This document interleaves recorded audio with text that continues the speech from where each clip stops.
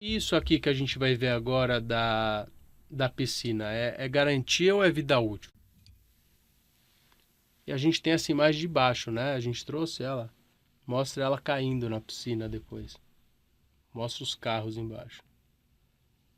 Pode comentar, Luiz, que a gente está vendo, para quem está Sim. só nos escutando, é uma piscina num prédio no Espírito Santo que ela desaba embaixo da garagem. A gente tem aí as imagens complementares e ela traz uma ruptura. E, nesse caso, não houve vítima, mas a gente tem um carro, teve, ó, aí, aqui, ó, imagem complementar.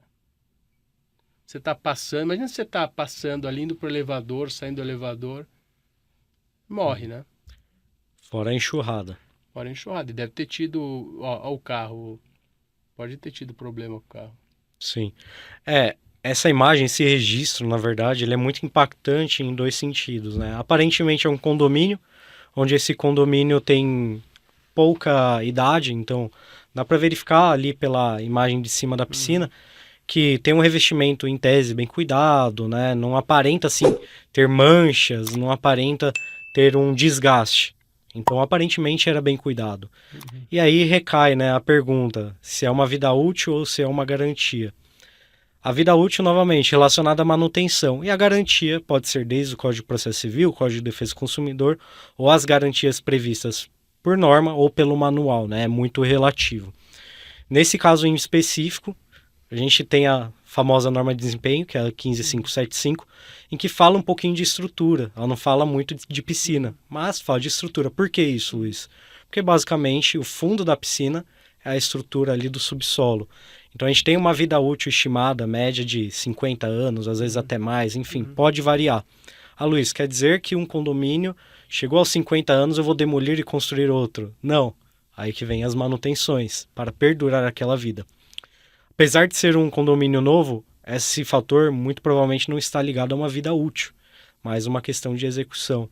Tem uma linha de raciocínio ainda está sobre, vamos dizer assim, investigação, ainda o laudo pericial aparentemente não foi concluído, mas quanto ao que a gente fala de vinculação, ou seja, o aço, se ele estava vinculado às laterais da piscina, onde alguns criam a linha de raciocínio e falam que não pela ruptura, a forma que ela caiu repentina.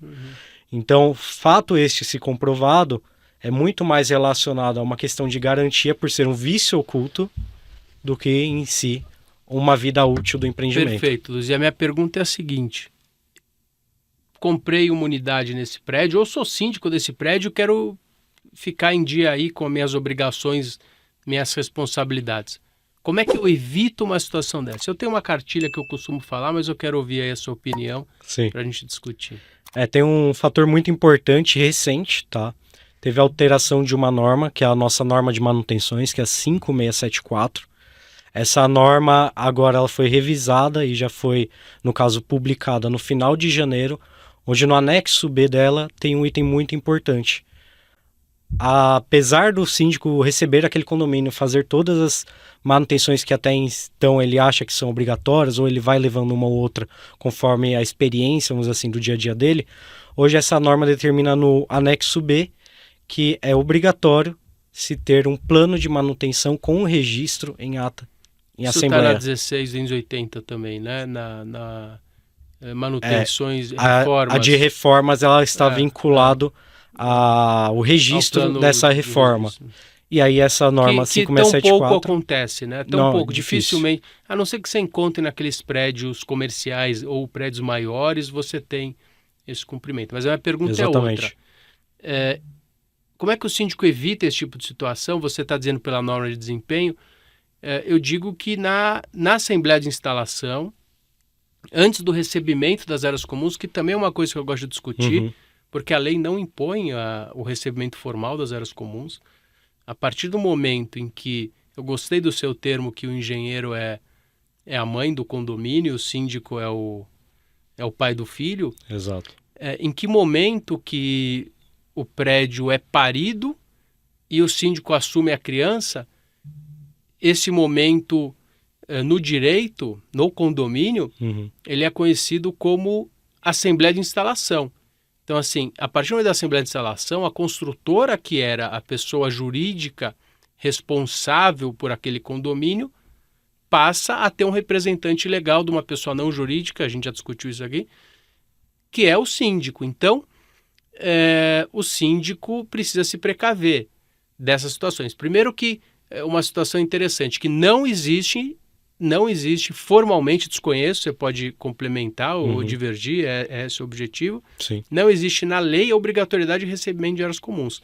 É uma formalidade inventada e trazida para eximir muitas das responsabilidades da consultora, e a gente acaba seguindo o jogo dessa forma.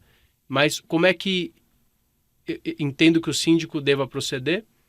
Levando o engenheiro para fazer o recebimento formal das áreas comuns junto com o engenheiro da consultora, que normalmente não vê vício nenhum lá naquela área. Exatamente. E daí o engenheiro do condomínio, por mais que seja um prédio zero, mas isso às vezes é difícil de incutir na cabeça daquele condômino, daquele corpo diretivo, e algumas vezes aquele corpo diretivo logicamente está ali bem intencionado, mas algumas vezes você tem o síndico que foi indicado pela consultora, que também é uma situação que contraria a nossa legislação, porque o síndico tem que ser eleito e não indicado. Sim. Né? Essa é uma questão, assim, na parte de engenharia, quanto na pericial, um pouco mais fácil de ser respondida. Por quê? Temos a norma do Manual de Uso e Operação, que basicamente no anexo dela também determina as obrigatoriedades de entrega de documento por parte da construtora e incorporadora, e os de responsabilidade do condomínio a partir do momento da Assembleia Geral de Instalação, onde o condomínio vai proceder com a execução desses documentos. Um dos documentos imprescindíveis que a construtora deve entregar ao condomínio é o documento que se refere à entrega da área comum. Ou seja, a constatação. Isso está numa ABNT, é isso? Na ABNT, exato.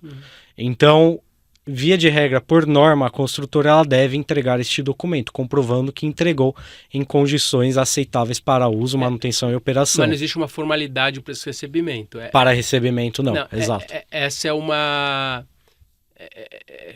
a construtora adota para benefício próprio, porque diz, olha, ele recebeu, ele me deu quitação em tese, Sim. mas assim, o recebimento não necessariamente ele está procedendo à quitação. Não tem uma obrigação por parte do síndico ou por parte do condomínio em receber com formalmente, ele exato. pode receber para não criar um dissenso, um desgaste inicial, mas assim, algumas vezes esses termos, e já li diversos deles, eles trazem quitação.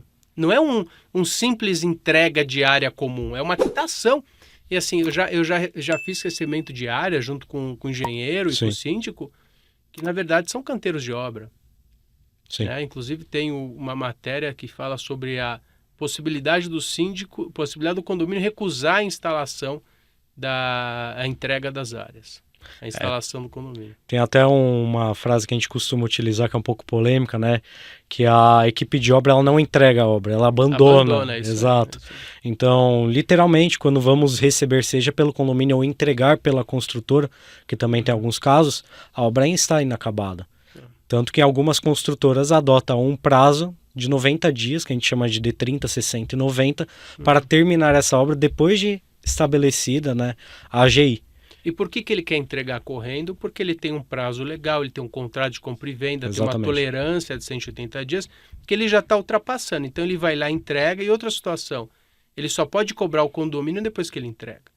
Então ele está arcando com todos os condomínios, porque para que o condomínio funcione, ele já tem que ter uma instalação mínima. Sim. E esse abandono é perigoso, mas às vezes é evitável. Às vezes é evitável. Sim. Se não for por vias normais, às vezes por vias judiciais.